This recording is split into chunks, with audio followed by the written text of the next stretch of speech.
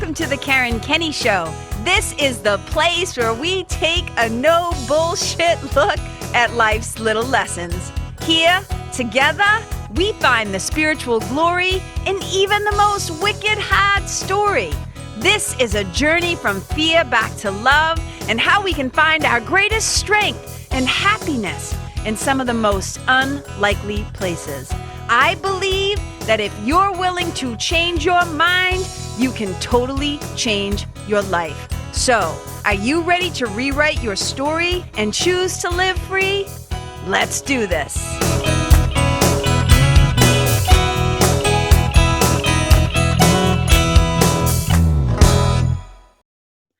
Hey, you guys, and welcome to the Karen Kenney Show. I am so excited.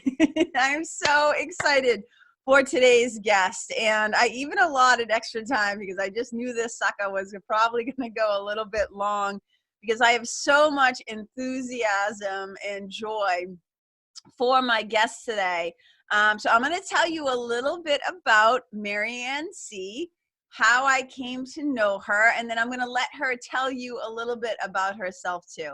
So you guys, I have her official bio in front of me, and I can, I'm going to read a little bit about it, just so you have a formal, I like to do my job, do my due diligence and give you a professional kind of like introduction.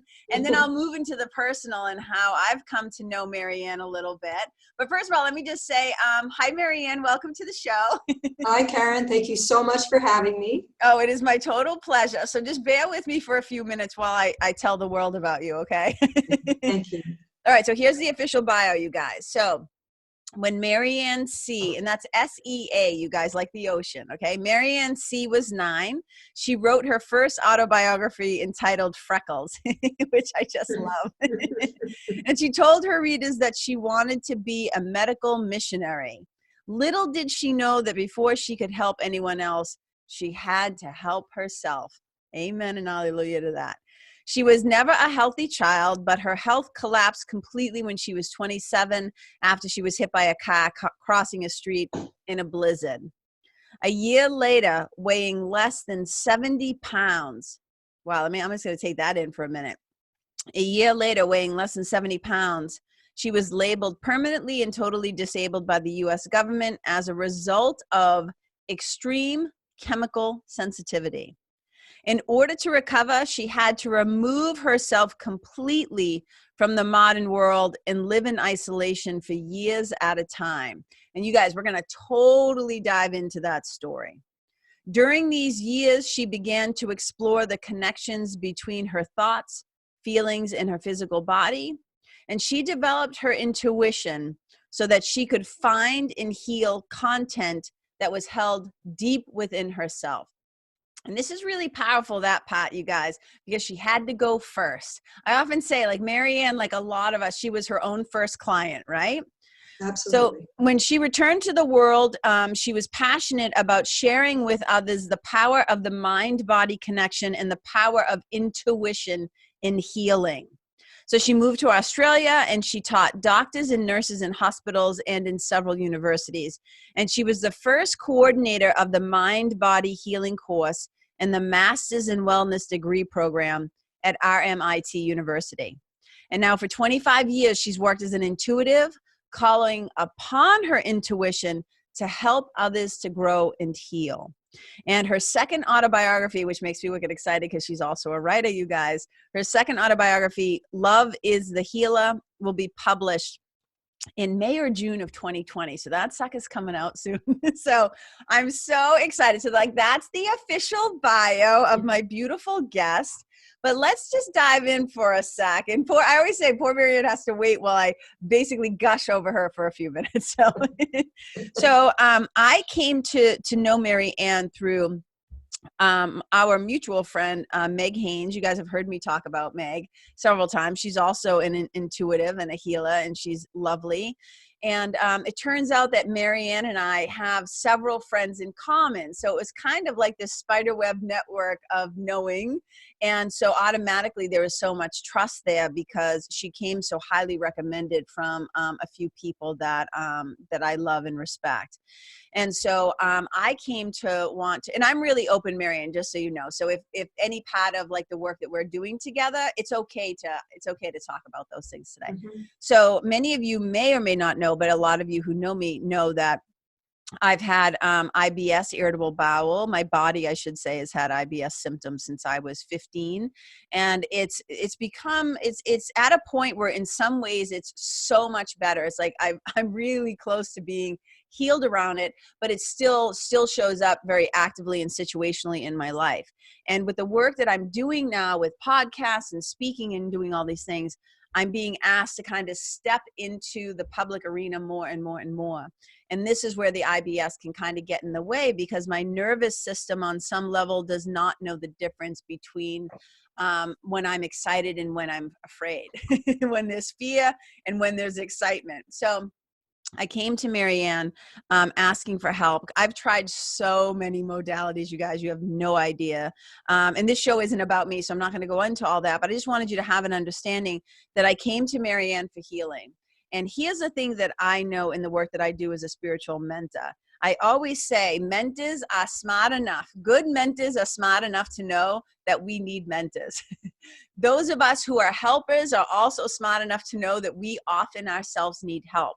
So if there's something in my life where I'm bumping up against myself and I don't exactly know the way in, and I've tried a lot of different things, at some point I say, okay, it's time to call upon somebody else's guidance and wisdom. And so that's how I came to Maryanne, and we've been working together now for a couple of months, and it has just been the most incredible experience. And I have come to have such deep gratitude for Maryanne, the way that she works, who she is, how she is in the world, her deep compassion, her standing in the total trust and faith of her gifts. I mean, she, beyond helping me navigate these things, the trauma and stuff of my childhood, because unbeknownst to me, there was a lot of trauma in my childhood. That's a story for another day. But Maryanne's been doing a beautiful job of helping me to kind of sift through and sort through some of this stuff and giving me tools to help me to heal myself. So it's just been an incredible journey, you guys. I love her so much. I've come to love her in a deep way in a very short period of time. And one of my things I often talk about, you know, when we talk about like core wounds and stuff like that, you know, I don't have the wounds of I'm unlovable or I'm not worthy. Like those don't register for me, but not feeling safe and not being able to trust are like big things, like kind of in my world. So the fact that I've come to trust and feel safe with Maryanne in such a short period of time, it speaks volumes to me about her character, her gifts, her spirit, and the way that she is able to hold sacred space so that another person can be fully revealed and feel safe in that revelation and to know that they're not being judged. So that's a little taste of my love for Maryanne. And I just want to dive in, and because as you guys know, this is a show all about spirituality and storytelling. And Maryanne has an incredible story. And so I know that part of her story is like, this is one of the biggest challenges she had to face in her life. And I'm always fascinated how people are presented with situations and then they're able to navigate them, overcome them. What did you learn from them? So I would love to hear from you, Maryanne, if you feel comfortable sharing, like what was that biggest challenge? Like, can you tell us a little bit about your personal story and how you came to be doing what you do? Well, first of all, thank you for that glorious introduction. Very touching, very moving to me. Karen, I think if someone were to look at my life, they would say the greatest challenge was environmental illness or multiple chemical sensitivity, because it requires just about everything you've got to make it through. It's the kind of illness where, you know, you don't get to lie on a bed because you're allergic to a bed. You don't get to take a shower because you're allergic to the shower. It just never stops. You just basically have to stay away from everything if you're as severe as I was. But when you ask me what's the greatest challenge, I would say my greatest challenge, and it is still, it's a work in progress, is to find safety or at least stability in my own body on this earth.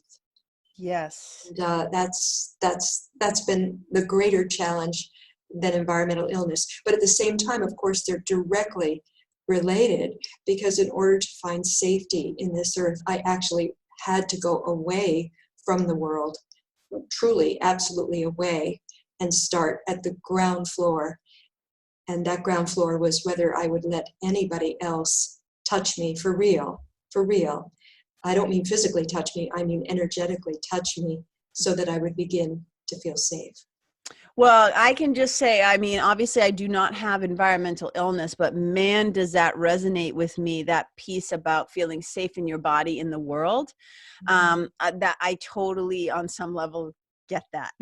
So can you talk a little bit more about, because I know when I read your bio, it says that, the journey kind of started. I mean, I believe the journey started much younger, probably with your childhood, but we can jump off maybe at, so how does one, end up at 70 pounds, and how does one end up with the recognition that I don't feel safe in my body, in the world, and I'm now experiencing the fact that I have this environmental illness, and how that made you had to, like you said, fully step away from the world. Can you give us a little more detail around that?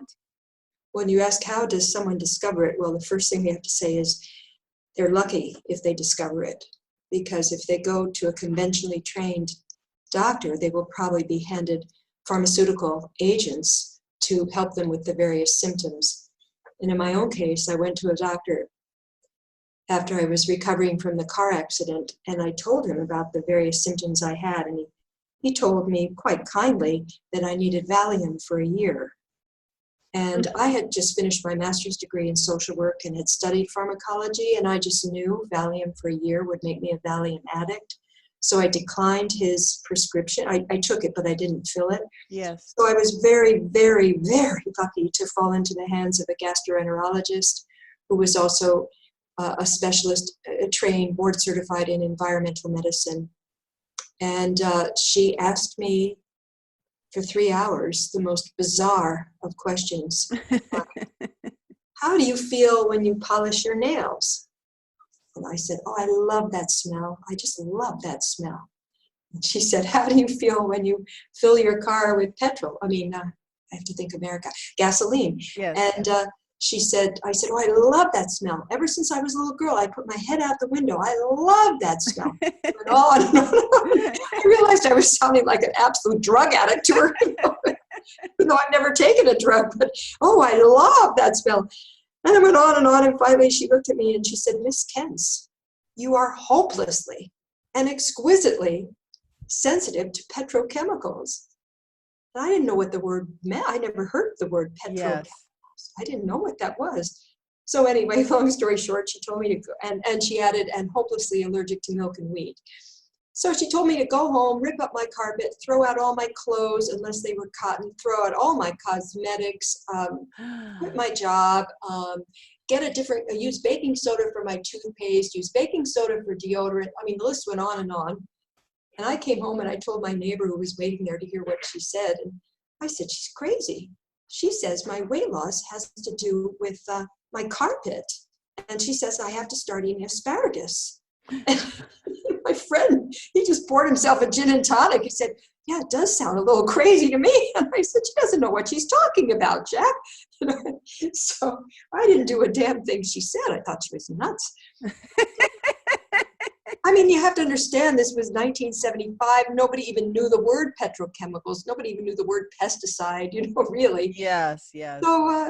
So I have to be forgiven a little bit because it was not in common parlance. Nobody talked about petrochemical damage. So long story short, 3 And months. you're still in the United States at that point, correct? I was in Ann Arbor, Michigan. Yeah, yeah. So I didn't do anything she said. I thought she was crazy. And then I went downhill, of course, and then I called her, and she put me in a hospital and hooked me up to an IV. And I just sat there drinking ginger ale, and I thought, oh, just 4 days of this, I'll be fine. Well, I came out of the hospital and I wasn't fine.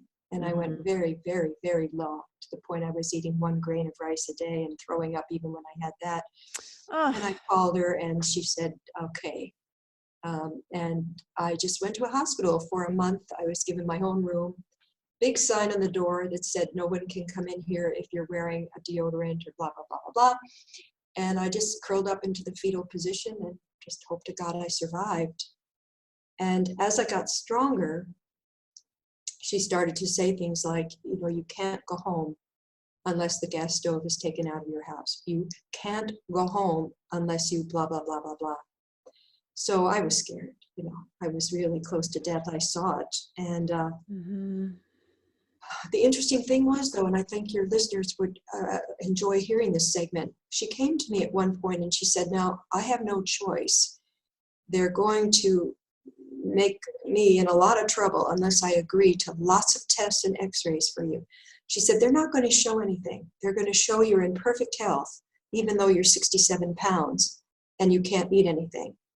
So you have to be very gracious and thank the doctors for what they've done. And they're going to tell you you need a psychiatrist. And you thank them, but we will not be seeing a psychiatrist. So sure enough, they came in. They said they were going to do tons of tests. They did tons of tests. They came back. Now remember, I'm 67 pounds. I'm curled up in the fetal position. And I'm lucky if I'm eating a tablespoon of a baked potato a day without skin. They waltzed in, they looked at me, they said, we have excellent news for you. There's nothing the matter with you. We're going to be referring you to the hospital psychiatrist. I did just what Paula told me. I said, oh, thank you very much for all your help. They went out of the room. I never saw a psychiatrist. Paula said I could go home if the gas stove was taken out and all the other requirements were met. And my neighbor did all that for me. And I went home and I gained 10 pounds in 5 days. Wow. Wow. And so the part of the story when you were away from the world for years at a time, was that after this? Yes, this was just the very beginning. Yes. And then I was really a convert at that point. My personality is very zealous. You know, if I believe in it, I really believe in it. I tell everybody they have to do it. You know, I'm a Sagittarian. You know, I'm preaching all the time. So of course I told everybody in the world they shouldn't have a gas stove, and you have to rip up your carpet. Oh my God, I was too much. But anyway, I did everything she said. You know, and. But it was too late. My immune system was too crashed. And the minute the heat went on again, even though she had me seal the vents, they couldn't be sealed completely or I would have frozen to death in Michigan, I went way, way, way down. And eventually, without going into every single piece of it, eventually ended up in the bubble with nothing except 3 chairs and a lamp. Yeah. So let's like break that down a little bit, because I often say it's kind of like in my work with you, well, you'll reflect back something to me about trauma. And I just kind of go like, I never saw it that way. It was just my life and I was just doing what I needed to do. Right. So I didn't assign any kind of specialness or like, oh, wow, that was traumatic. It was just like, you just did what you had to do. So you can very easily say, oh, when I ended up in the bubble with just like 3 chairs and I'm like, okay, but let's break that down for the listener. Like, what does that actually look like? Like, I'm talking, how long were you in the quote unquote bubble? When you say the bubble, it wasn't like those of us of the right age, like I'm 51, we remember the John Travolta special, that show, The Boy in the Plastic Bubble or whatever. So you weren't literally in a bubble, meaning it was her like sealed, but you had to create an environment that was like a bubble where people couldn't come in. So could you just kind of talk about like literally what did that look like? Like 3 chairs, couldn't leave the room. Like, can you just dive into that a little bit? And this is all because of the environmental, like, is it, I mean, not just sensitivity, like it could kill you, right? Well, yeah, I was pretty close, you know, as it was 68 pounds and not able to eat, you know, you're Yes. pushing, you're pushing it every day. I couldn't be in a plastic bubble. So that would be out of the question. I couldn't be near plastic. This was a 9x12 room. It was the only apartment complex that we could find in Ann Arbor that was electrically heated. That was absolutely critical. Gas or oil heat, I absolutely would have died. No question about it. And at this point, I was too sick to even go into a hospital. So it was crunch time, and my neighbor found me this electrically heated apartment, and he moved me there. The carpet was ripped up. They were very kind to do it. And it was 9 by 12. There was nothing in it, no clothes, no books. I didn't see books for many years. No paper, couldn't be near paper because it's got bleach on it. It was just 3 chairs, one of which was my day chair. I sat on and looked out the window. And I feel tears coming to my eyes. And 2 more were put together with that one, and that was my bed, because I absolutely couldn't be on a mattress. Oh my God, the pain would be far too intense. I had a special cloth called a barrier cloth. It was a very expensive cloth that prevented any smells getting through it. So that barrier cloth went over the 3 chairs at night. And then I lay down with 2 old wool blankets. And that was it. I could not take a shower or a bath because it was fiberglass, brand new. I mean, nothing old about it, but brand new fiberglass, and I couldn't get near it. I could run into the bathroom for 30 seconds at a time if I held my breath. If I did not hold my breath, I would have pain. I had a phone that was made for me, a wooden phone that a young man made for me. And it was outside my room, and I could reach out and talk to it on it for about 45 seconds before I would react to the wood. But at least I could say hello to somebody and have 45 seconds. Oh my God. I've heard this story several times, and it still hits me like I want you to tell your story, so I don't want to make assumptions or place things on you or emotions on you that maybe weren't real. But I can only imagine that there must have been a sense of loneliness or isolation or just desperation of like that kind of human contact and navigate. I mean, in a way, ultimately, right, it turns into this incredible gift, which is, the work that I do when I say your story to your glory. Yes. This condition ends up being in its own way this glorious, remarkable thing, because it forced you to go in. So we'll get to that piece. But right now, like, I hope you guys who are listening are taking in what she's saying. She's talking about being in this tiny room with nothing but like 3 chairs. and I just, when I think about that, and how long, like how many years how long did that go on for? Well, there were so many different bubble experiences. There, once I got married, there was the bubble of living in a car with 3 masks on at night. Oh my Lord, with raccoons around me. There was the bubble of living in a tiny, tiny, tiny trailer that my husband made for me. It was all we could afford. It was specially made, and my room was 6 feet by 3 feet. So that was more challenging, because that was literally just lie on my back, 6 feet by 3 feet. And so there were many, many different bubbles.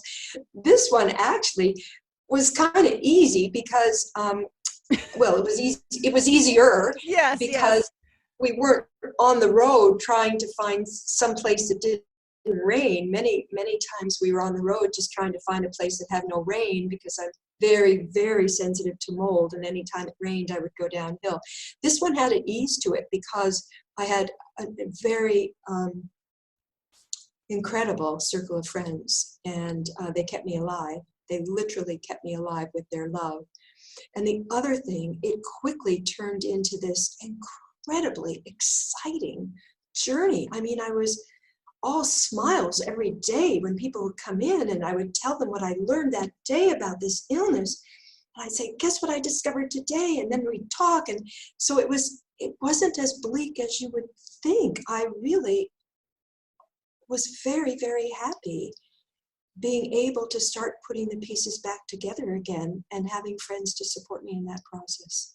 Yeah. So you talk about these various bubbles. And so like now actually you live in Portugal because it's like, whether it's the climate, the environment, whatever, it works for you. And like we can see now, like you're in a room and there's things behind you and this paper on the wall. So obviously there's been this healing journey, but there are pictures. And so when you were in this particular bubble. You couldn't have any outside stuff come in. And is this the place where that tiny piece of carrot was down in the garbage disposal? Is that the same place? No, that was really a rough bubble. That was in Grantham, New Hampshire, and that was really that. At that point, I thought, I can't keep going. I really can't. This is 15 years. I cannot keep doing this. That was a room that had nothing in it. Except, I mean, it really makes my life sound terrible. I've had a wonderful life, I assure you. But that room was really, really bad. That was just a wool blanket under me and a wool blanket on top of me. Nothing else. Oh. And that day, oh God, my poor husband, the dishwasher disposal was downstairs. This is a 2-floor open, what do they call it? Open plan house. Open concept, yeah. Yeah, so there was no door between the kitchen and the living room and then me upstairs. And a piece of carrot got caught in the dishwasher disposal, but the dishwasher disposal broke. It was a tiny sliver of a carrot. It was nothing. My husband could not dislodge it. And as a result, any piece of food that just sits in a mildly wet environment is going to grow mold. Not visible mold, not green, but it's going to develop mold spores. Now, I was upstairs on the 2nd floor, and I would open the door, walk out, and double over in pain. Oh my God. I mean, my hat just goes out to you when I think about that. And there's so many things that I want to kind of tie into this. So you're in this room when we're back in the bubble with the 3 chairs. And I'm sure, because this is, well, I shouldn't say I'm sure, perhaps people are asking all the questions that I would have had, which is you were so environmentally sensitive, and yet you were maintaining these relationships and friendships. And I'm sure at some point somebody says, well, how did she get married? And like, how do you have a relationship when this is your current, at that point, your reality? So people, I'm assuming, couldn't just come off the street in their clothes and like come in the room. So how are these friendships like developed? Like, how did relationships happen with you being isolated in your little bubble?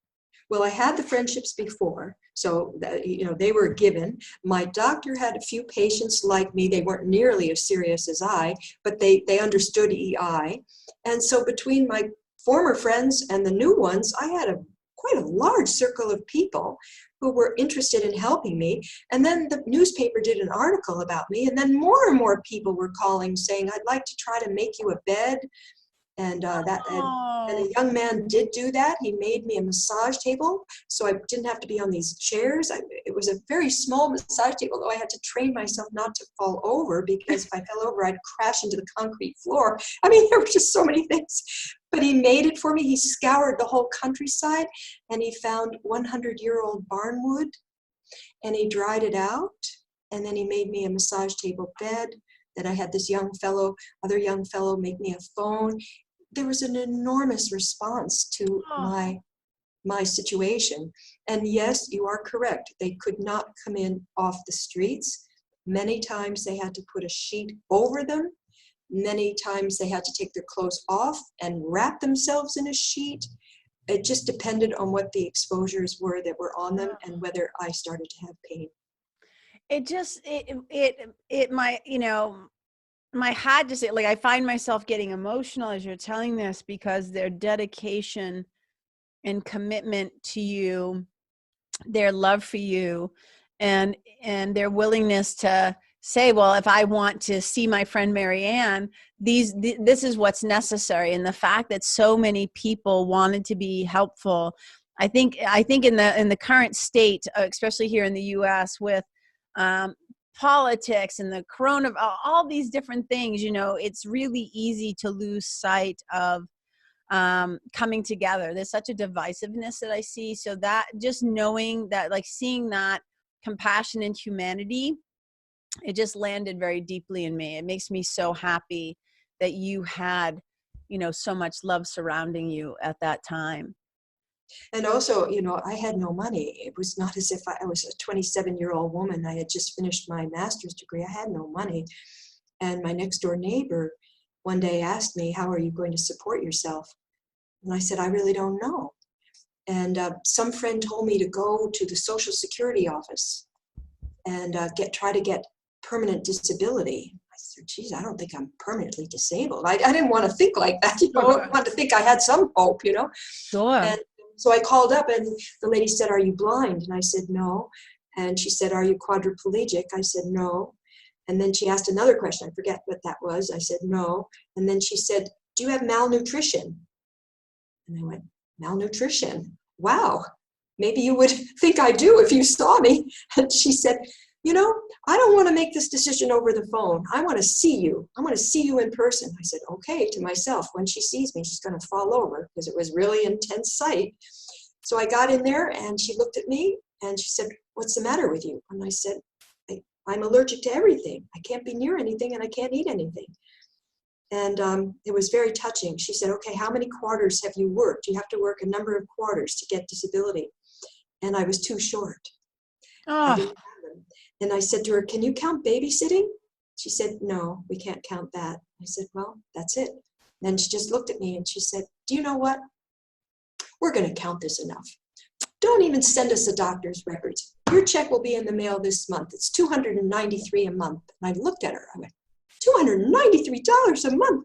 I said, thank you. I started crying. And then when I got on the way out, I said, oh my God, now I'm called permanently and totally disabled. This doesn't sound so good. But then I thought of the 293 and I said, I'll take it. I don't care. But the problem was the rent was $287. Oh my God. So I had $6 a month to my name. Oh my God, Maryanne, there's like so much that you had to overcome. And I want to dive into, there's so much in the story that like I could keep going, but I think people are getting the gist of the extreme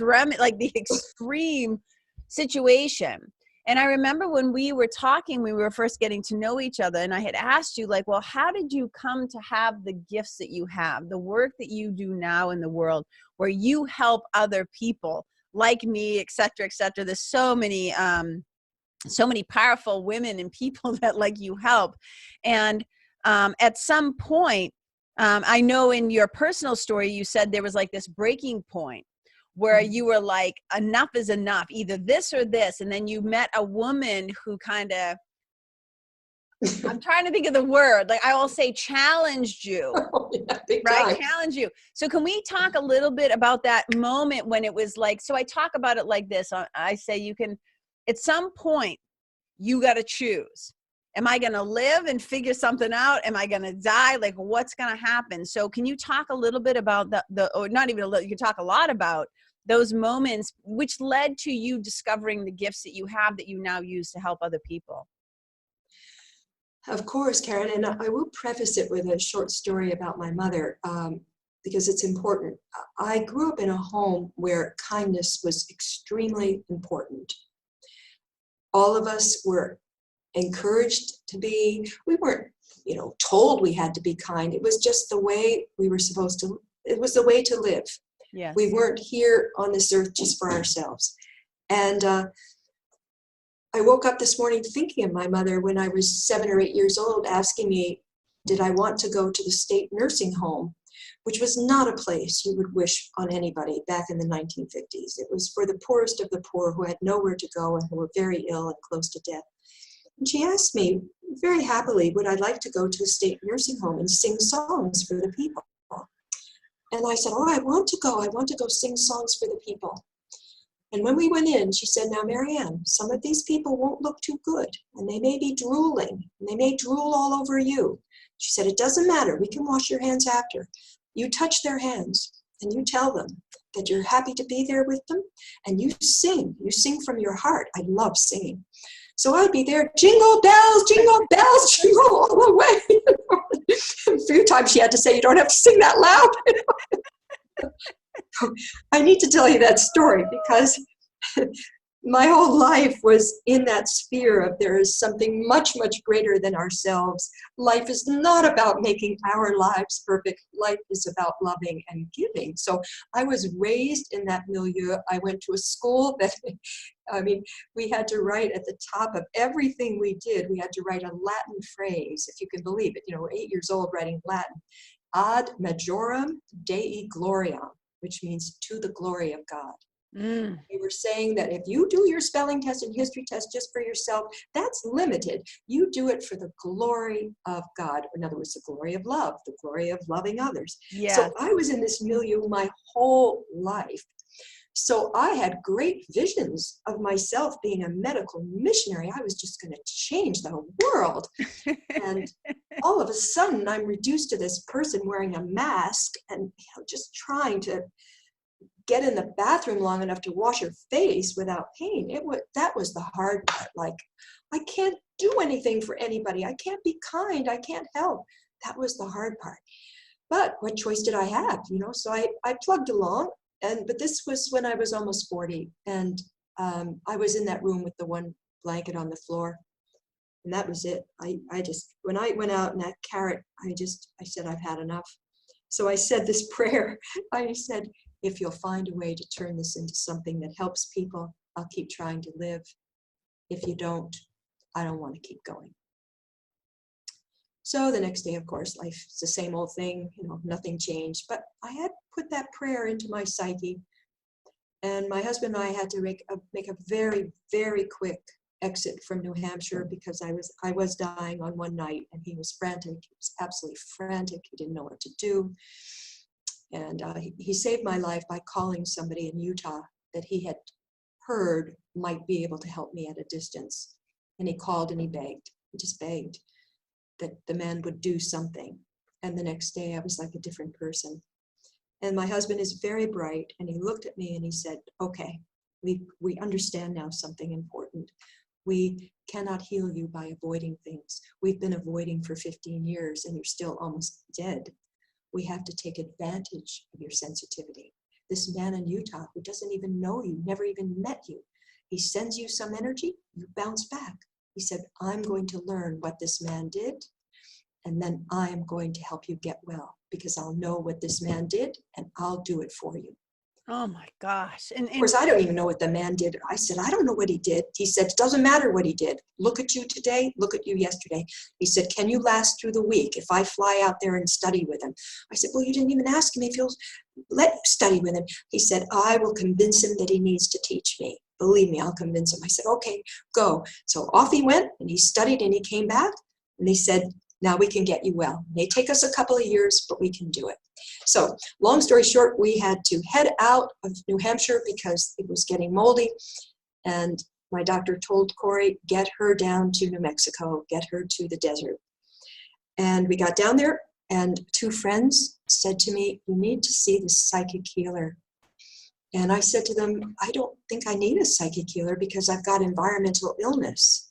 Of course, I didn't really know what a psychic healer did anyway. mm-hmm. They were both quite adamant with me. They said, you have to go and see her. Are you promising me? I said, I promise. So I went to see her. I sat down. My husband, Corey, sat next to me. And she looked me right in the eye and said, do you realize you're extraordinarily gifted?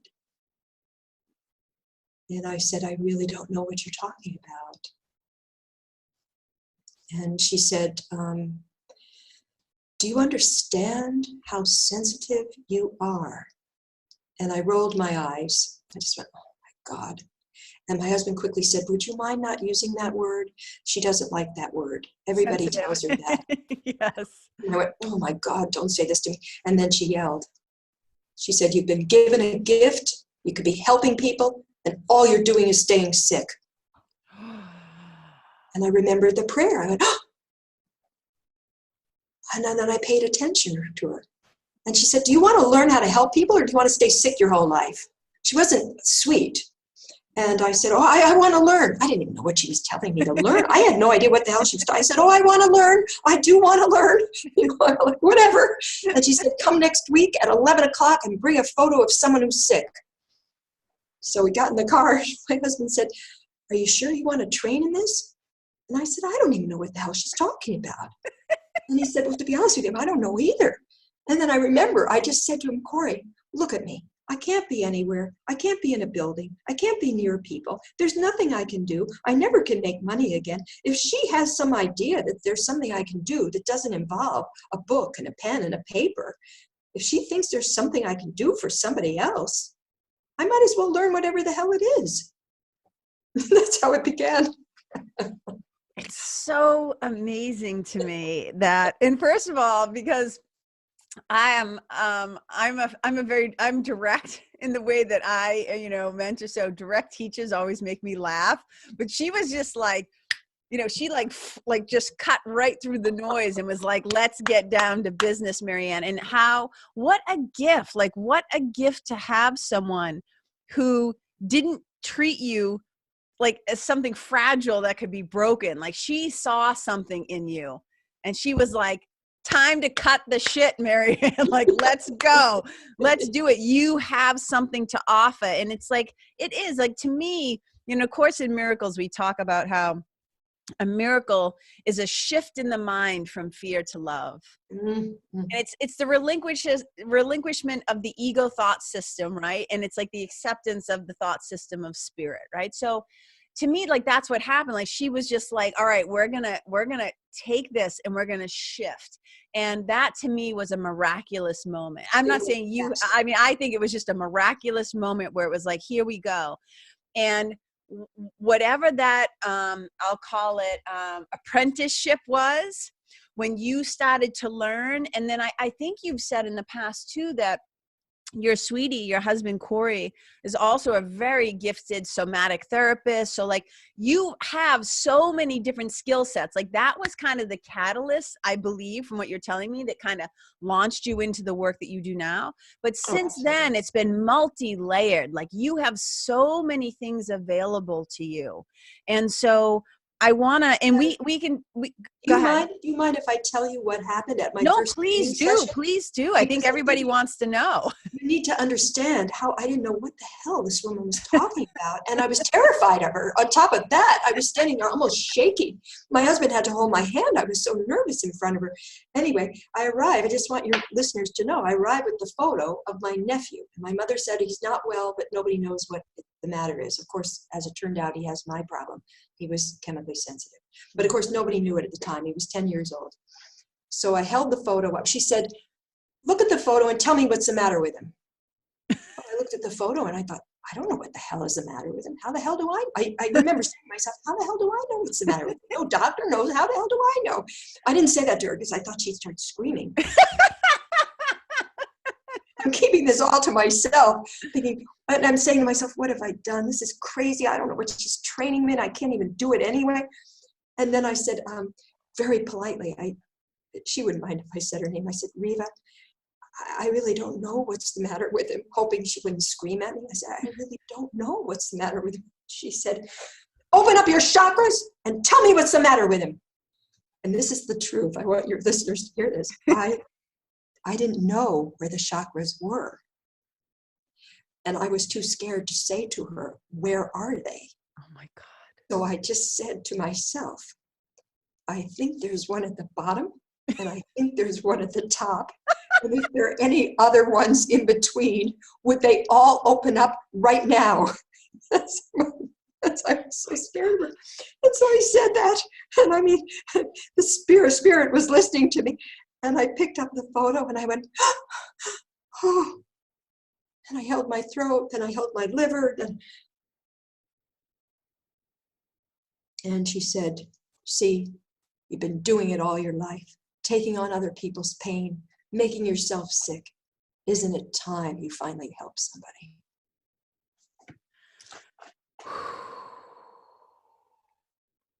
I'm letting that just settle. Listeners, I hope you really heard what she just said, because this is the thing about how I believe we all have intuition. We all have, and now maybe not obviously with your particular gifts or the depth of your work, because I believe we all kind of get our divine assignment in this lifetime, and this is clearly clearly one of yours. But the fact that, again, and I just kind of keep making this correlation to my work, because I've always said, like, Joseph Campbell, he has this great quote, and he didn't exactly say it this exact way, although this is the quote he is famous for. But, he says, the dark cave that you fear to enter is where that treasure lies. And we've all been given these things. And if we can kind of like sift through the stuff to get to the gold, to get to the treasures that lie there. And what a powerful thing. Will you repeat that one more time, exactly what she said to you?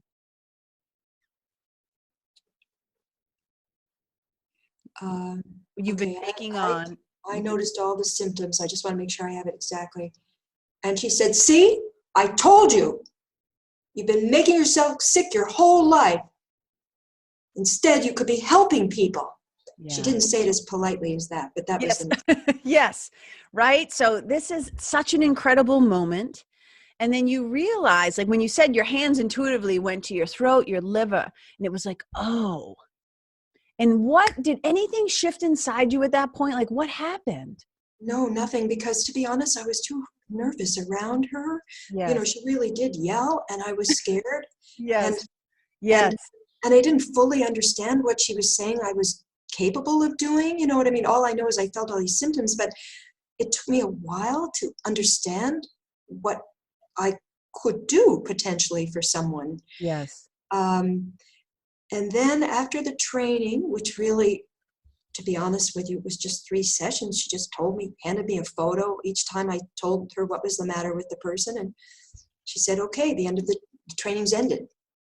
So that was the end of it. And so my husband said, do you want to try to do this to help people? And I said, yeah, I want to try. I mean, I wanted to do something. After all, I said I wanted to be a medical missionary. And here I was just trying to survive every day with a mask on me. I said, well, let me give it a go, see if I can help somebody. So let's see, until we got to Alice Springs. So about 2.5 years, I just worked with friends and friends of friends. I never charged a cent. I just tried to see if I could help people. And over, they kept saying, you know me better than I know myself. How did you know this about me? So then I realized I had the capacity to help someone. It's so, well, and I can say for a fact that you do have the capacity to help people because I know firsthand. And that's one of the things, you guys who are listening, if you know me, well, my friends, some of my listeners might not know this about me. It's like, I know a lot of talented people. You know, I know a lot of people who have services, people who offer things, and people will often say to me, hey, you know, will you refer this? Will you refer that? I said, I never refer anybody. I never make a recommendation unless I have tried the service for myself or experienced the place, the person, or the product for myself. So you guys, I would not be having Maryanne on the show and with such delight and encouragement if I haven't firsthand had my own experience. And I always say, like, I have an incredibly deep faith in God, in love, in source, the divine spirit, whatever you want to call it. I always say, insert your happy word here. But it's not blind faith. It is faith that has been gathered and garnered through firsthand, personal, real deal, true blue experience time and again. And so I just know that some of the people that you tend to work with, people who, like me, right, and like you, have been feeling, have been like cut off from full feeling in their bodies, people who have felt like frozen in fear, people who have been on the receiving end of physical or sexual abuse and trauma. You tend to work with people who also want to uncover unconscious obstructions, which I would call blocks and barriers to love. Mm-hmm. People who would not guess that they're able to, how would I say this, would not guess that they were there, but which are there, these obstructions that they don't even know are there, right? And that, hello, I could be one of those people, but they are there. And you want to help influence people's ability to reach their full potential. And also, and we're going to talk about this in a little bit, but you also work with babies and babies who are still in the womb, which I find incredibly fascinating. So can you just kind of describe now the work that you do? And it might be really different. So I'm going to just leave this kind of an open-ended question and allow your own internal guidance to answer it however you see fit. But the kind of people that you tend to work with and the kind of people that you're trying to also call in and invite to work with you. Well, I would say the age span begins with 3 months in utero, all the way up to those who are dying. Probably some of my most meaningful intuitive readings have been with those who are dying, who want to continue to heal and grow through the dying process. So age is not an issue at all. I use my attention to do what I've had to do for myself. It's absolutely no different than what I've done when I've been in isolation. I had to go to places in my body that in my case stored profound terror. Now, fortunately, my clients don't fall into the same extreme category that I do, most of them. But it's the same process. I go to the tissue of the body. I'm not interested in giving them lots of information. Your father did this, your mother did this, and blah, blah, blah. No. Your throat is very tight. I'm interested in going to what is the content in there that is very deep, that the client may feel a little bit, may not feel it all, or may feel but be paralyzed by it. My job is to take the power of intimacy, or feeling and attention. That's love. I give my feeling to you, I give my attention to you. To take that power of love right into the cells of that person's body, and to invite, therefore, the tissue to go, oh, I'm safe now. Someone's with me. I think I'll open up. I think I'll show you what's in there. Just to give you an example, a client of mine, years and years and years ago, she had never done anything like this in her life. She was a very well-known musician in the United States.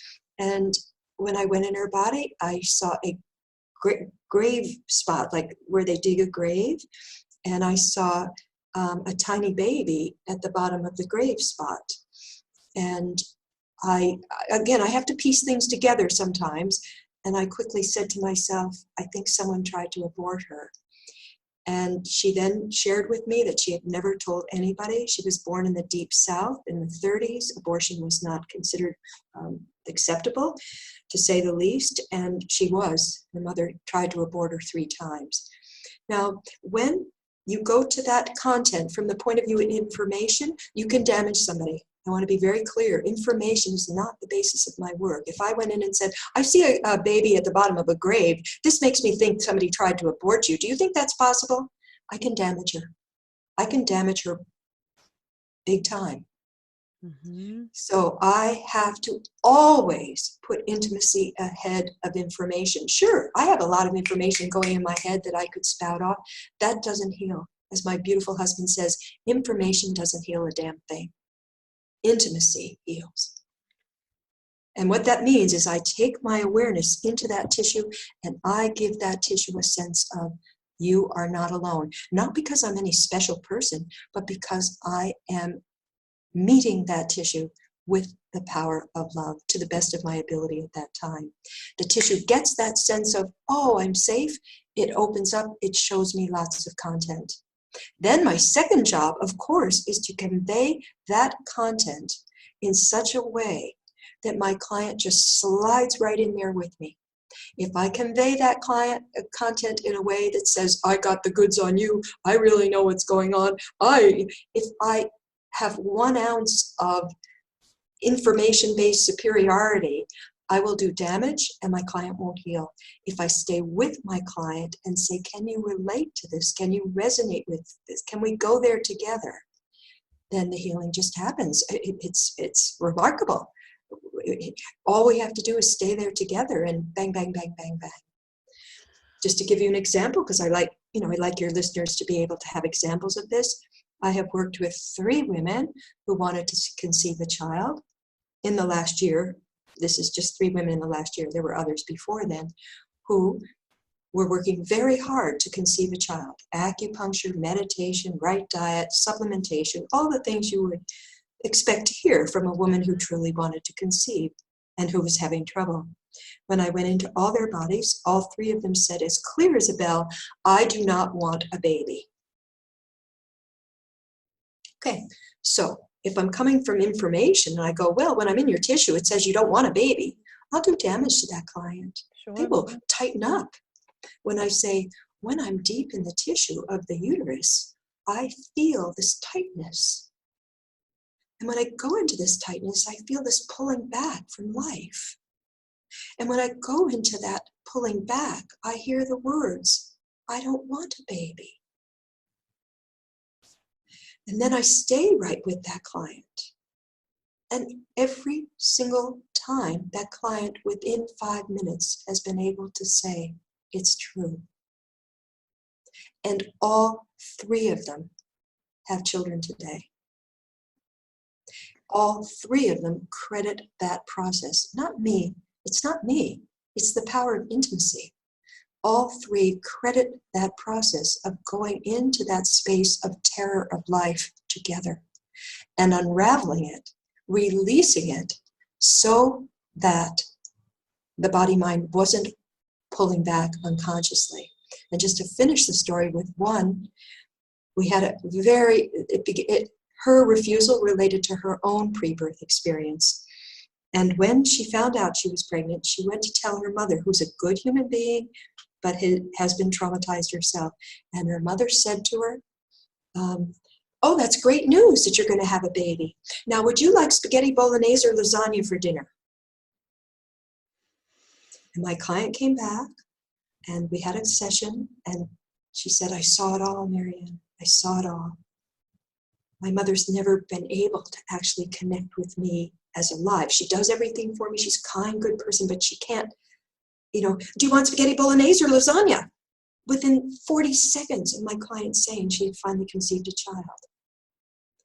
And my client saw it and saw, this is what I'm coming out of. This is what I must keep doing. And we worked throughout the pregnancy, because at various points along the pregnancy and right after birth, she said to me, I'm a stone. I don't feel anything. I'm a literal stone. I can't feel anything for this child. Mm-hmm. And I said, wonderful. That's music to my ears, because if you're in touch with it, it's going to open up much more quickly than it is if I'm telling you you're a stone. She goes, I'm a stone. I'm holding in my hands, and it's like I'm holding a stone. So I celebrate that, because this is a woman who 12 months or whatever, 10 months before, didn't even know it was stone-like in her body. It's so incredible. And I'm sure there's in my head, I was like, just be present for the story. But there were all these things that I was like, I want to make sure we touch on this. I think that one of the things that's so important, what you said, just to reiterate it, even though you said it twice, information doesn't heal. Intimacy, which means safety, trust, love, presence, attention. This is what heals. And that is just so powerful. And because what I do see a lot of people who mentor, coach, lead others is there is kind of this, sometimes not so low grade, information-based superiority. And nothing can really happen there. So that's really powerful. And then the other thing, just so people understand, because I remember when my friends were first talking about you to me, right? And I was like, so who is this lady? What does she do? And they're like, oh, she lives in Portugal. And then they would say, she goes into your tissues. And I'd be like, okay. So I'm not stupid. So I'm like, so clearly this is happening long distance, remotely, right? So can you just talk a little bit about that? So because if anybody's listening, they're like, wait, is she in the room with them? What does she mean? What is going into their body? Because that sounds really intimate. What is going into their body and into the tissues? Like, you don't have to break down the whole process, but just explain to them, like, you're in Portugal, you work remotely, so it's either on the phone or via Zoom, like something like that, correct? That's correct. Yeah. Yes. Okay. And I do want to say about information and intimacy, the best compliment I've ever received was from a young man, or maybe it was a woman. I can't even remember who said it to me. But whoever said it to me looked right at me and said very seriously, it was when I was seeing people in Australia, said, you could tell me that I'm a serial killer and I would be thrilled to hear it. I thought, well, that says I'm doing my job, because what he or she meant, whoever it was saying, you make me feel safe enough to face things in myself that I may not want to hear. 100%. You guys, I can vouch for that completely, because I've said this, it really is a miracle that I can feel as safe as I feel with Maryanne as quickly as I did. because she creates, for lack of a better word, an environment, an emotional environment, a spiritual environment, a mental environment, and even though we're not in the same room, a physical environment. And you can just tell, like, I can just tell right away. I don't miss much. I'll say that about myself. Growing up the way that I did, I am hyper vigilant about my surroundings, and I don't miss much. And so I can usually tell when somebody has an agenda. I can tell when somebody is either emotionally or psychically trying to put hooks in me. And so with Maryanne, it is just a generosity of, and I will say this, I mean, I cried so much the first time we were working together, because I literally felt like, and I think my body even, like, sometimes, you know, you can report back something that might be maybe a surprise to a client, like they didn't quite know. But in this thing, like, I knew as you were reporting back to me, I already knew, like, I felt my whole body just finally go, I'm not alone. I'm not alone. Like, in some part of me was just like, finally, like I could just, like somebody, and to have you report back to me things, because I've often felt, you know, misunderstood in my life. I've often felt like I was experiencing things and seeing things from a way where maybe other people didn't get it, or I couldn't explain it. And so to have somebody who could see me and hear me and reflect back to me, and it was just like, oh my God, like, what a relief, finally. Does that make sense, what I'm saying? Well, not only does it make sense, but to be honest, it affects me a lot emotionally, because it was rough. I'm not going to pretend environmental illness is an easy experience. And if you're someone like me that, you know, wanted to do something in the world, it was really hard. And I did lose. You know, my 20s, my 30s. I didn't come back into the world in a big way until I was 47 years old. Now, I don't look back and feel, oh, I was cheated of life. No, quite the opposite. I've had a wonderful life. But to hear you say what you've said means all the times that I thought, I can't keep going. I just can't keep going. Put another mask on, you know, stay away from this, close the door so that doesn't get me. All the times I said, Maryanne, you can do it. You can do it, Maryanne. Keep going, keep going. It just makes me happy that I could keep going. So thank you. Well, I think that your resiliency, you know, I mean, I don't know, man, we could try to figure out, you know, what it was that made you resilient. But I believe that you did have, because I remember you once saying to me, which just, I don't know, you guys, if you're listening and you can hear just even the quality and tone of Maryanne's voice, and I don't mean sweet in this Pollyanna-ish way. There is a deep sweetness to you, which is one of the things that I love about you. But it's not, that's why whenever you swear and use a curse word, like back to me, like when you're reflecting something back to me, it just makes me laugh so hard. Yeah. Because there's such a sweetness there, like a, you know, a purity there. And so I think that your divine assignment was not revealed to you until a little bit later in life. But I believe that your capacity for the deep sweetness and tenderness and mercy and grace, the safety, that you're able to do it because of your own suffering. And I feel like you are marinating like in the experience, so that when your time came now, that there is nothing that you judge. There is nothing that scares you. Other people's pain doesn't scare you. Other people's bullshit and their stuff and their stories, it doesn't scare you. Like I'm not saying in any way that I'm like you, but I have a great capacity to hold space for other people's stuff, you know, and without judgment. And I think that that's one of the gifts of having those kinds of, whatever you want to call it, trauma, situations, experiences, is you came out with this incredible capacity.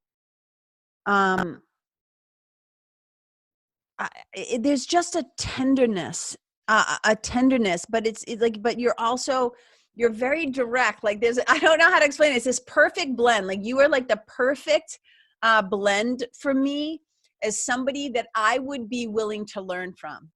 In That's order right. for me to, and it kind of makes me sound a little bit like a dick, but I'm just being totally honest. In order for me to surrender to somebody else and say, you help me, it means all my dukes have to come down. All my walls have to come down. And in order for me to do that, I have to respect you. I have to trust you. I have to believe that you have access or know stuff that I don't. Right? So to be able to find somebody, and there has to be, because here's what I know to be true. As a kid who lost her mother violently at 12 years old, is that I did not have enough tenderness in my life. That maternal kind of vibe of just like, so you bring a quality of tenderness that just kind of allows everything to like just become available. So I hope you guys who are listening, like if you recognize yourself in any of this, I cannot encourage you enough. And I'll, at the end of this, we'll talk about how to reach Maryanne and how to, set up if you want to try and see if you're able to work together and stuff like that. I'm going to make all of that available. But I think I didn't answer your question, and I do yes. want, Sorry. Go ahead. in a nutshell, how do I do it? If we adopt the idea that everything is energy rather than everything is matter, if we adopt that idea, it means even though you're in New Hampshire and I'm in Portugal, we're absolutely connected. Absolutely connected. So we operate on that principle. Distance, it means nothing, means nothing. Intuition, I just want to make sure the listeners understand that, because it's a word used a lot, but what actually is it? It's the capacity to know something through feeling it, not know it through thinking it. It's that simple. If you walk in a room and somebody says, do you have that person over there? You can think, oh, well, I heard he had to go to the dentist today, so he probably doesn't feel that good. And actually, I see his face is a bit swollen, so he probably had blah, blah, blah. That's thinking, knowing. If somebody says, how's that person over there? I don't feel they're that good. I don't know what's the matter with them, but I just feel they're not good. Feeling, knowing. So all I do is use that capacity of knowing through feeling to know what's going on with my client. And the only difference is, instead of just picking up, oh, I guess the person isn't feeling that good today, or I guess maybe they're lonely, I'm going quite a bit deeper. I'm going to places that are tight in their body. And I'm saying basically, hello, you're not alone. Somebody is with you. So can you please open up and show us what's in there? And just so the listeners know, when we've been wounded, and it doesn't release, we tend to lock it in. If we've been traumatized, which means overwhelmed, frightened for our sanity and frightened for our lives, we absolutely lock it in. Mm-hmm. So we can be walking around with pain that's been in the body for 30, 40 years. And if we were traumatized, and of course we don't remember trauma, every single detail of it, we don't, that content may be lost. The person may literally not know that they're walking around terrified. Just as the women who said to me, I don't want a baby, they didn't know that they were so terrified of life that the prospect of a baby inside them was overwhelmingly frightening. So my job is to very gently go in, because we are connected anyway, go right through the intuition, through feeling, knowing, I feel it, I feel it, I feel it, I feel it, I feel it. And then my job is with heart to convey it to my client such that she basically jumps in there with me. Yeah, and let's dive into that a little bit, because when you said a lot of the trauma that happens, we might not even remember it. Now, some of that is because some of it, like in my case, as we've discussed, is that it was pre-verbal, and some of it, because I know part of your passion, and one of the things I wanted to ask you is, with the time that you have left, like, what do you want to accomplish in your life? And I know that one of the things you really want to do is to work with babies, especially like, no, I shouldn't say especially, but also like babies in utero. So kind of along this line of what you're talking about is sometimes trauma happens, quote unquote trauma, the overwhelm happens when we're pre-verbal, so we can't even talk about it. And then also when we're in the womb. So for some of my, female listeners who might either be pregnant, want to become pregnant, or want to discover their own, like, kind of what happened, like, why am I processing life this way and experiencing me this way? Can you talk a little bit about that in the womb stuff? Yeah, I mean, we know, well, this is not Maryanne's theory, we know that many people come into life already disconnected from their bodies. It's known in... I'm raising my hands for those of you at home. Yeah, you too, Maryanne. The medical term for it used in the 50s was schizoid. Schizoid is Latin for split. Just means attention's up here, body's down here. The person looks and acts normal. They don't look like they're split. But if you get inside them, they do not feel themselves moving and walking and talking. They're directing it all from their will. I will walk, I will talk, I will, but they're not fluidly feeling their body as they do anything. Now, there are degrees of that. Some are very severe, like me. Some are less severe. So that pattern in the 50s was called schizoid, but people, therapists today writing about it, knew that people would kind of freak out hearing schizoid because they would think that it's schizophrenia. And in a sense, it is on the continuum of schizophrenia. And schizophrenia, you're completely disconnected from the body. You think you're Christine when you're Martha. Okay. Then, well, that was my first client in social work school. I can remember it so vividly. It was in social work school, and they, I have to go for this, internship. And they said, "Here's your first client. She's 9 years old. Her name is Martha, but she thinks she's Christine." And I remember thinking to myself, what the hell am I supposed to call her? I mean, I was only 22 years old. Sure. They hand me this schizophrenic 9-year-old girl. I think that was a bit off the deep end. You know what I mean? I do know what you mean. They could have handed me somebody who said that her confidence was low, but I get this child who doesn't even know who she is. And, oh, Lord. Anyway, so it is on the continuum, but schizoid people are not schizophrenic. But they recognize that the word scared the hell out of everybody. So now the new very word that everybody's comfortable with is the leaving pattern. Yes. We've left our bodies and we split off. Attention's over here and the body is walking and talking, but there isn't a fluid connection. So when I meet a client who's like this, and I'd say 40% of my clients are like this, it's a very common pattern today. There are many reasons outside the scope of this call, I think, to consider, but there are many reasons why people become like this. But when I meet someone like this, my job is to help them begin to understand that they are functioning in life as lights on, no one home. Some of my clients get it like that. Yep, I know that. I love that phrase because I can feel myself in moments talking, but I'm not there. Mm-hmm. So lights on, no one home. Some of my clients gravitate right away. The second one is the director's chair. Some clients say right away, yep, I feel myself in a director's chair, watching my life on a screen. Mm-hmm. And the third one, which is, my husband's written 2 books about the frozen person, and he talks about it as a freeze, that the person is frozen. And indeed, now we know there are 3 stress responses. Up until the last 20 years, we had fight or flight. Yeah. Now we have fight, flight, or freeze.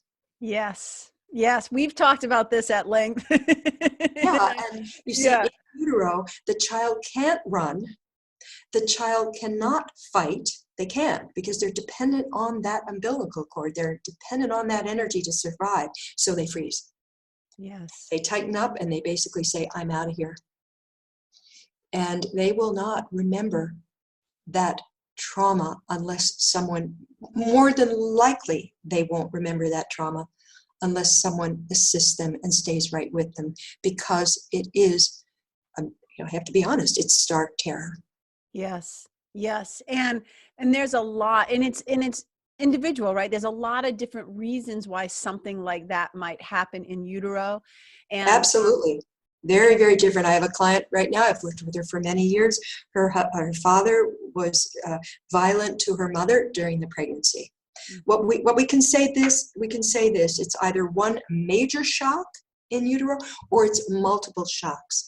Now, keep in mind, this is very important because you think shock means some bad, really obvious thing like domestic violence. No, it can be very, very subtle, where the mother, just like the mom who talked about lasagna and spaghetti bolognese, she just can't be there. Yes. She just can't be there. Her own body is too tight to let anything go through. I'm with So you. it's still a shock. It's still a shock for the baby in utero, but it's not the kind of shock as I just described for my client whose father was hitting the mother all the time.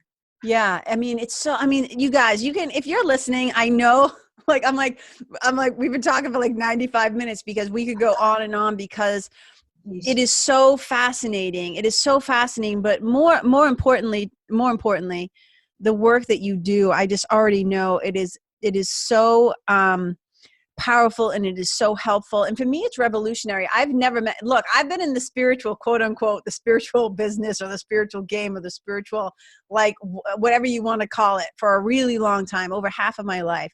And I've never met this day.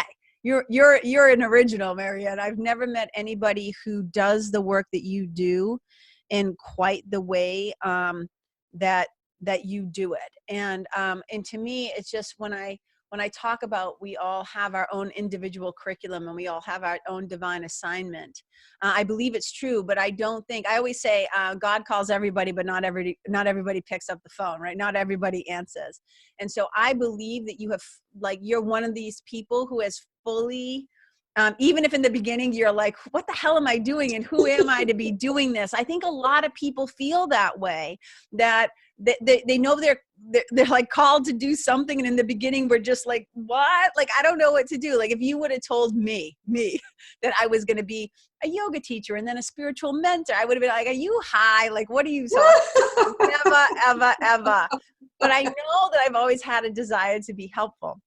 But I think you have fully embraced and answered, and your courage in saying yes, like even just you saying yes to this work that you do and doing it in the way that you do it, you're helping so many other people to heal. So it's such an exponential effect. Like we talked about it, like, a spider web the other day, and I feel like it is. And I am just so happy, and selfishly, because I get the benefit of you saying yes to this work. So I just want to acknowledge that, like that I love that. And if you're listening and you recognize yourself in any of this, again, I just want to encourage you. Karen, I can't finish this podcast without. Oh, we're not finishing. I was just reiterating again. So please, I just have to give a plug to my husband. The readers need to know, the listeners need to know, I could never have done this without his walking into that bubble and just ignoring everything. And believe me, there was a lot to ignore. And just saying, I want to be with you, and sticking by my side for 41 years when I've almost died so many times. I just have to acknowledge the, yes, I may have answered the call. Yes, I've been, determined to get well, etc. But love is the healer. He was the one who transcended so much to be with me all those years and had to sacrifice so much. And I just have to let the listeners know that I couldn't have done it without his help. Well, and that's part of like what your book is about that amazing love story and the power of love to heal, and how it healed you, and it continues now to exponentially go out into the world and heal others. And I was lucky enough to catch a glimpse of Corey this morning on the video, and he in his own right is a really powerful healer. And he's retired now. He's also a musician, but he's retired now. But I mean, what a beautiful gift that your paths cross, and what a remarkable soul, like what a remarkable spirit, right? Because I'm sure, like, this is the whole thing. I just know, like, I'm one of those people who have very practical questions, right? Like, so you're in a room, 3 chairs. How does this person have a love life and relationship and intimacy? Like, how does a marriage happen in that container, right? So I'm sure people are wondering. And so you saying that, like, he had to, I mean, just to say your words, he had to sacrifice and whatever, but you guys made it happen. Like I shouldn't even say made it happen. You guys, it happened, and love wins the day, Oh, it did. And there were times where we were both falling all over each other with exhaustion. We couldn't Oh, I can't tell you. One time we had to move 22 times in a year, and oh my God, I can't describe to you what we were up against. And but I just tell one humorous story because you asked how did I have a love life. Please do. Well, it was impossible to have a love life because I was sitting on a chair. I mean, I suppose if you're some kind of acrobat, you can have some kind of love life. You know. Of course, I can't have anybody too near me. So unless it's going to be some spiritual acrobatic thing, so, Fantastic. what happened is my doctor was a very devout person, and she's just very devout. So she's not the kind of doctor you would talk about sex to. Let me just put it that way. She's Yes. just really, Oh yeah, you can be totally honest on this show. Yes. she just wasn't the type of person. She had never married, and she lived with 3 other women, 2 of whom were nuns. So it's not like you could go in and say, hey, how am I going to have sex with this condition? So I never asked the question, obviously. One day her nurse called me up, and her nurse was quite a bit older than I, and she said, Maryanne, we have an all-cotton 25-year-old mattress that was never treated with chemicals. And we wonder if you would be interested in it, because then you could lie on a bed. Oh my gosh. Well, I almost dropped the phone. I was so excited. And she said, but we don't think you'll tolerate it right now. We do think we have to air it out for a month or 2. Everything had to be aired out. Miracle they didn't have to air me out. Everything had to be aired out all the time. How long are we airing it out? Should we air it out? Everything. I swear to God, my poor husband had to practically air me out sometimes.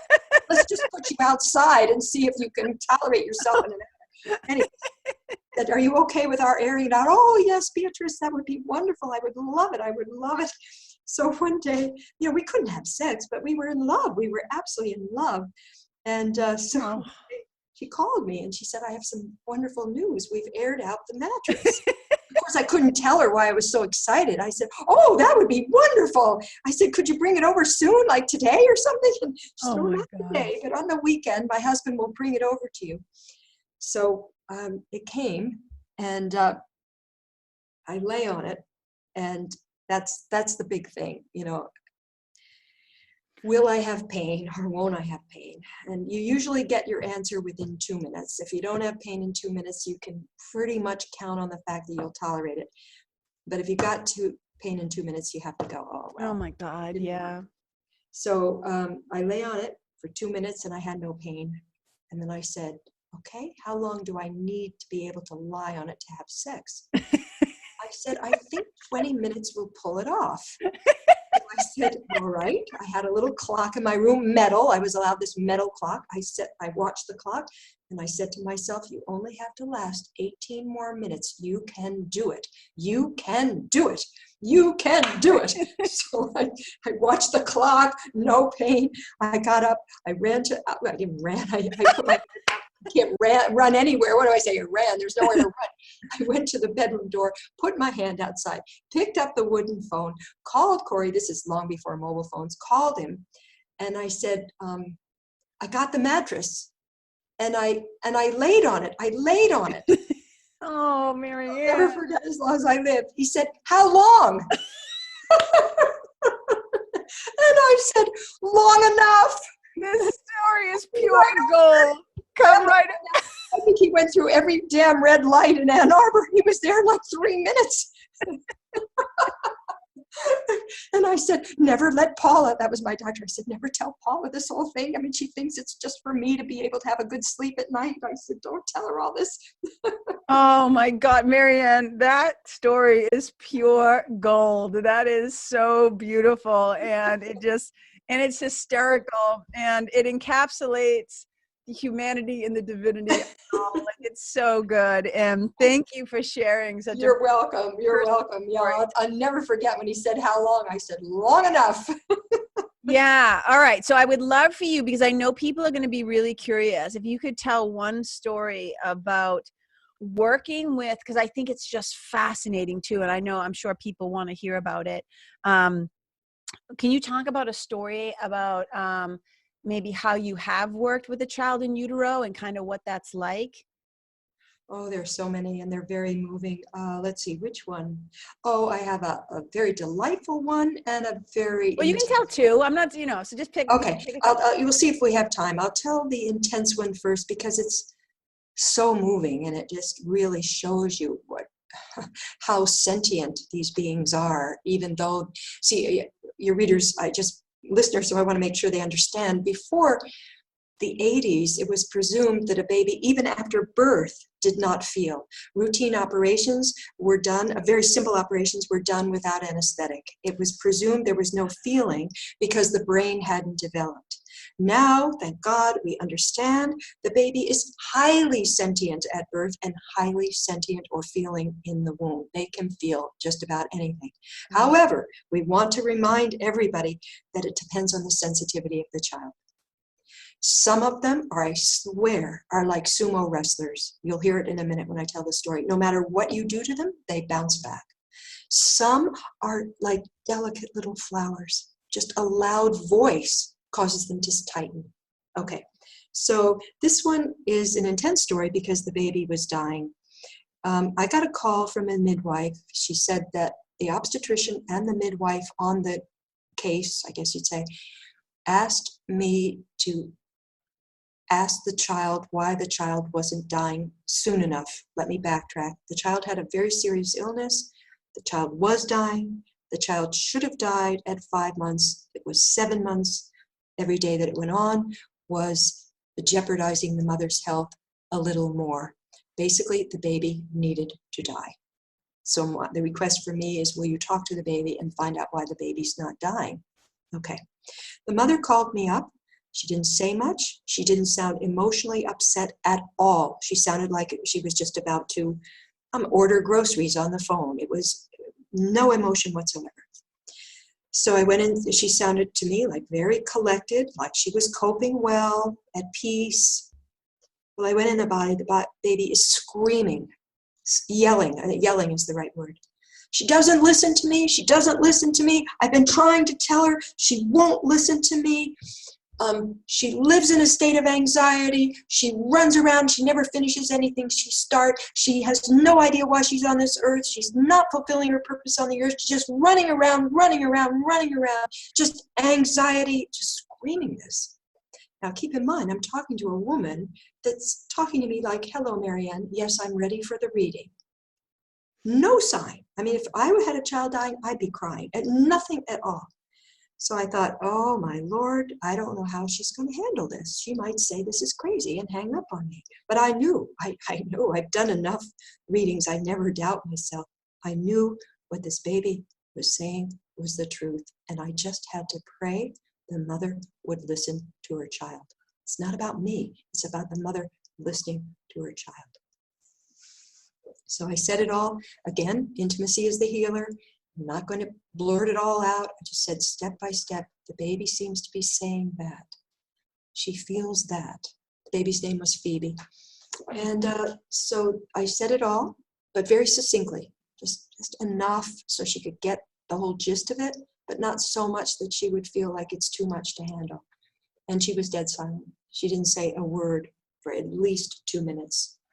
Now that means it could go either way. Either she's going to say it's and hang up. Right.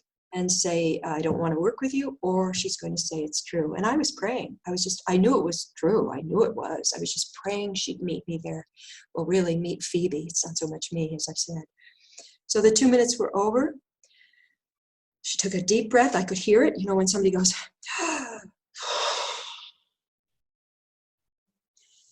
and then the first sentence told me we were okay. She said, I am a master of illusion. The minute I heard it, I said, oh, thank God, everything's okay. Mm-hmm. She said her words were perfectly chosen, not one extra word. I can remember to this day because it was so succinct. I live in a state of constant inner anxiety and turmoil. Mm-hmm. I never finish anything I start. I do not believe in myself. I have no idea what my purpose on this earth is. My baby is absolutely correct. So I was smart enough, you learn when you do this work when to keep someone on the phone. I knew, Maryanne, get off the phone as politely as you can, get out of here. This is for her and Phoebe, not me. So I said, do you mind if I say goodbye now? She said, again, not many words. She said, no, that's good. I said, so I'm going to say goodbye so you can be with Phoebe. Oh, I feel so emotional right now just hearing that. Yeah, that's powerful. And then I got the call that Phoebe had died about 5 hours later. Then she wrote me about, I'd say 6 weeks later, maybe a month, 6 weeks, can't remember. And again, she's not a woman. She's not like me. She's not talkative. She's a woman of few words. Just was, hello, Maryanne, or dear Maryanne. But I'll never forget it. She said, I want you to know that my baby's life was not wasted. Oof. Everything that Phoebe said to me, I have taken into account. I've made major changes in my life. And I feel I am now fulfilling my purpose on earth. That's huge. Yeah. That's really big. So the scientific materialistic view that tells us unless it's matter, it's not real. Oh my God, no. I mean, this baby technically, okay, it's matter, but it's not even on the earth. And look at the sentience. Look at the feeling, knowing of this mother. Well, they are within the mother. Like, I think to myself, like, if anybody has a pretty good, systems check, kind of knows what's happening in the environment, it's the thing within the environment, right? So absolutely. But it wasn't until the 80s that it was even understood that they could feel anything. It was like, oh, well, no, their brain isn't developed. They don't know anything. That is absolutely not true. I mean, it's it's so interesting, last week, or I'm not sure when this one's going to air, but I had a conversation with one of my beautiful friends who is a dog expert, and how you have gifts, I would say, and I know you are a dog lover and you have gifts with animals too, but so she is, like, I would say, an animal communicator, right? She's a dog trainer, quote unquote dog expert, but she just gets it. And she said this beautiful quote, it just made me think of what you shared. And she said, if you want opinions about dogs, talk to people. If you want to know what's really going on with dogs, talk to dogs. Oh, marvelous. And so that's what I'm feeling in this moment. I'm thinking, like, yeah, you go right to the source, right? Like right to the heartbeat of, like, hey, what's happening in there? Report back. And I just know, because we've talked about, my kind of in utero experience too. And it just makes so much sense to me now. I'm like, oh my God, it makes so much sense why I am the way that I am and how I've come to be. It's just so incredible. And I know, look, I've already heard a bunch of your stories, so I'm not going to pick the one that I want you to share, but I know you have other stories about children in utero. Is there another one you'd like to share? Maybe you're thinking about Phoenix. Well, so Phoenix is definitely one of them, yes. Well, Phoenix, because it ends on a very happy note. Phoenix's mother called me when she was 7 months pregnant, and she told me a story that everybody's mouth drops when they hear, but it is the truth. She was doing the at-home pregnancy test in her home. It registered that she was pregnant. She went out to tell her partner, and she tripped over him because he had committed suicide 5 minutes before. So as she was checking, and he didn't know that, he had no idea he committed suicide. So as I said, when I tell this story, it was the first time I've ever been nervous doing a reading, because technically what we know of that situation, the baby should be quite traumatized. It should be, because there's an immediate shock to the mother.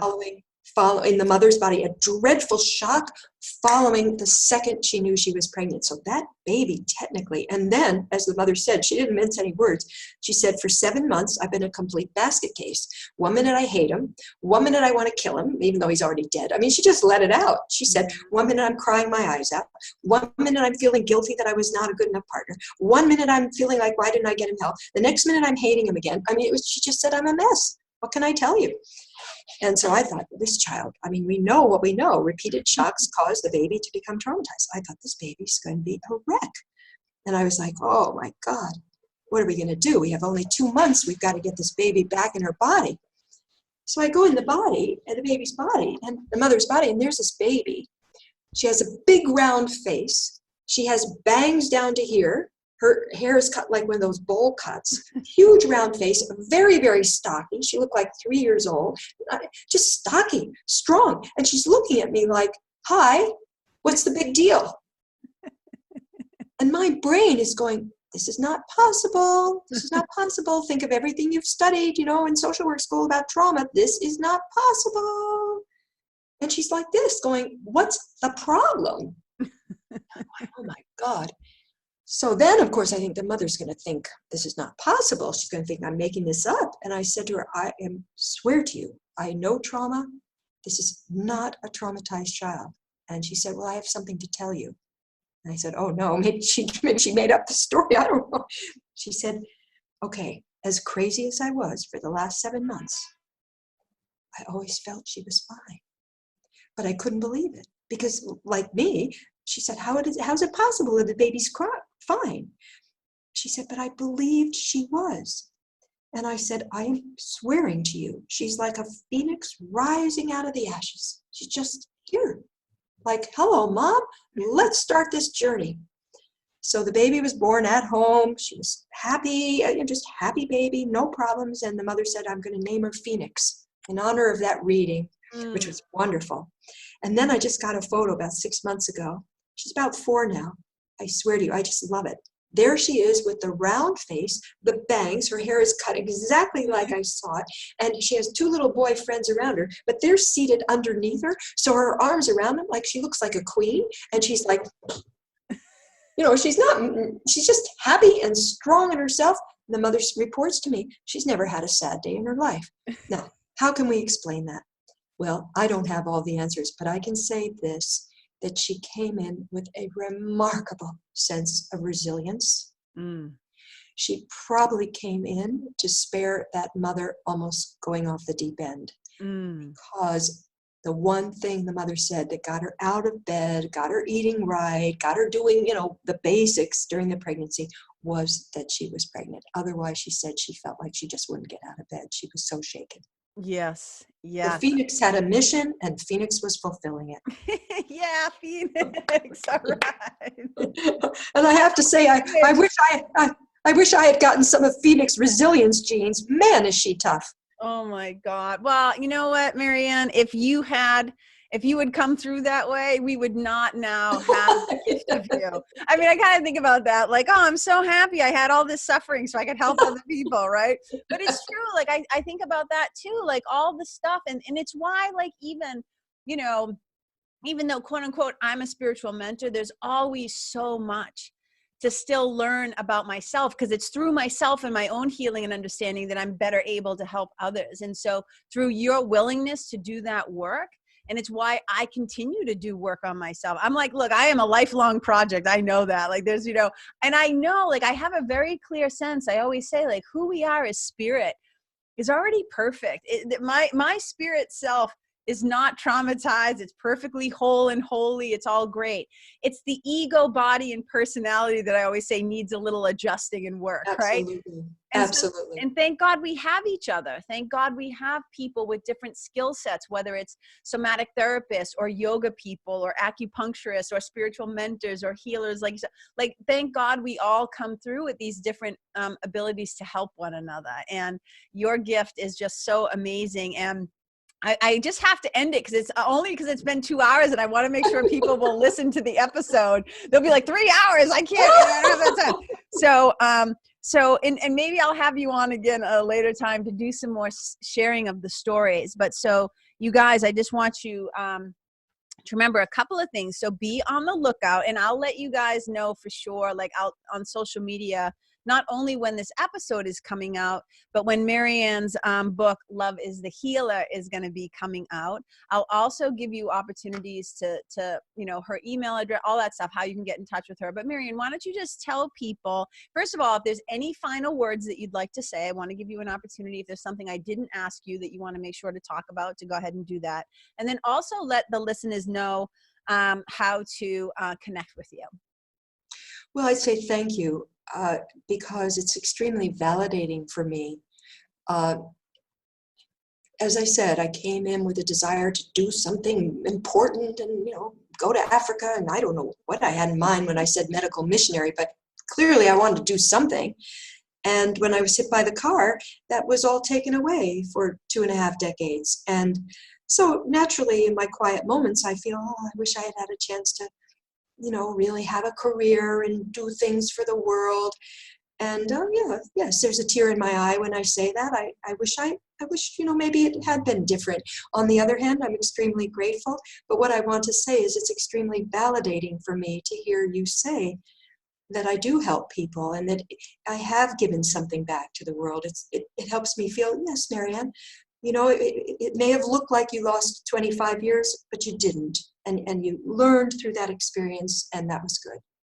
So thank you. It's extremely validating for me. I love hearing from people. I'm a Sagittarian. I love animals too, obviously, being a Sag, but I love hearing people's story. And we were laughing, Karen, before we start. I have a young client in Sydney. He's very young. He's about 18 or 19. And he wrote me this long story of what happened over the weekend. It was very upsetting to him. And he wrote, well, Maryanne, I guess you must get a truckload every day. I guess that's the way the young people talk now, truckload. And I just cracked up. I was laughing my head off.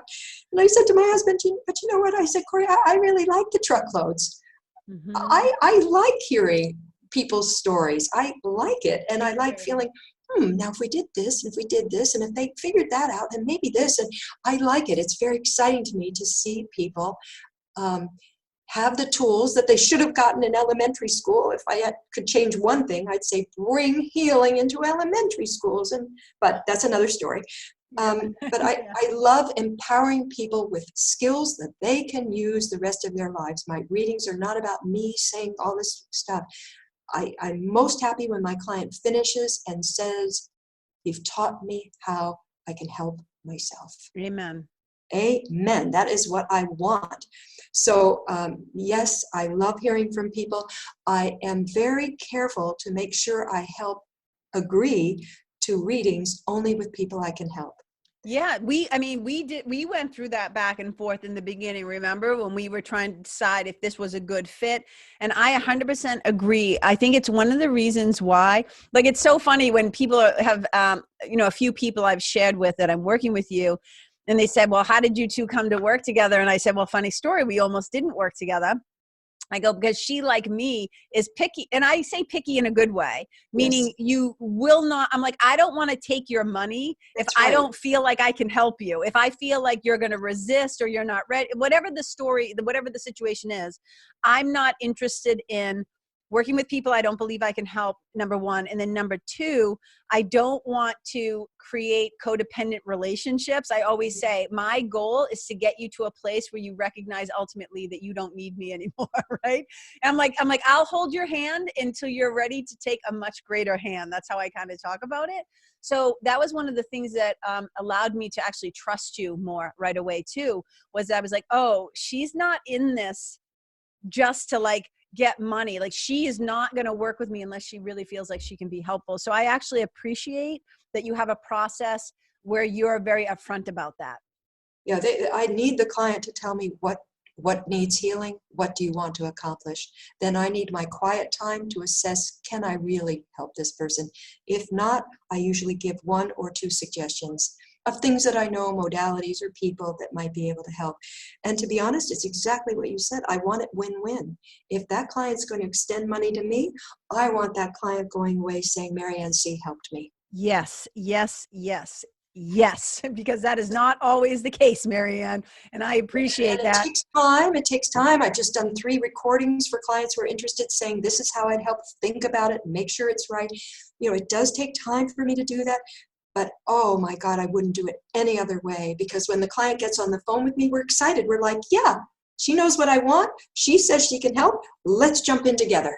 Yeah. And I so appreciate, I kind of jokingly, I'm like, oh, Maryanne's not getting rid of me. I'm like, well, no, I mean, because I think that, also it's one of these things, and I wish we had more time so I could have you answer this question, but I imagine it's like, it took all these years to like be this way. So there's an unraveling, like there's an undoing. And I think sometimes, I'm sure, and you can please correct me if I'm wrong, I'm sure some things take longer. And then sometimes when there's a readiness, healing can happen like that. Absolutely. But there are probably some patterns and conditioning. It takes a little bit of time. So I'm happy to be continuing my work with you. And I'm so excited because you're also helping me to do, I think, the greatest work that I believe I came here to do, which is to write books and tell stories. And you're helping me actually get my book done in your own unique way. It's not like she's giving me writing advice and stuff like that, but this work I think is going to exponentially impact. And I think that's the thing, is that when you said, you validate me that my life wasn't, wasted, or I, had all these years where, because you're going to be a piece, like there's a part of you that in all your clients, whether it's in their children or their creative. Thank you. Thank you. This all goes out, man. So it's so cool. So how can people get in touch with you if they're interested? They can just go to Maryanne Sea. That's Maryanne. My last name is Sea, just like the ocean. And on that website, there'll be contact. You'll see my email right there. Perfect, you guys. And Maryanne, just thank you so much. Let me also say a shout out to my friend Meg and the other friends who also work with you, who were like, oh my God, Maryanne too. And I'm like, yeah. So we have a little fan club here, just so you know. We adore you so much. And just thank you so much for taking so much time out of your day to be on the Karen Kenney Show. It has been a total delight and a pleasure for me. And I am sure for my listeners too. It was an absolute pleasure. I could have talked 5 more hours, as I'm sure you could see. We'll have to have you back on, because I know they'll be like, give us more. So we'll get this first one out into the world, and then maybe we'll have you back on when your book comes out. That would be lovely. So I just want to say thank you to the listeners. I really mean that. Thank you for listening to my story, for validating me by listening to me, and to you, Karen, for being a shining example of what human growth and transcendence can be, a shining example to us all. Oh, you're just making me want to cry. All right, I'm going to hang up before the work starts. Hold on. So, all right. And you guys, thank you so much. And as I always say, I see you, I celebrate you, I love you. Wherever you go, may you be a blessing. Bye.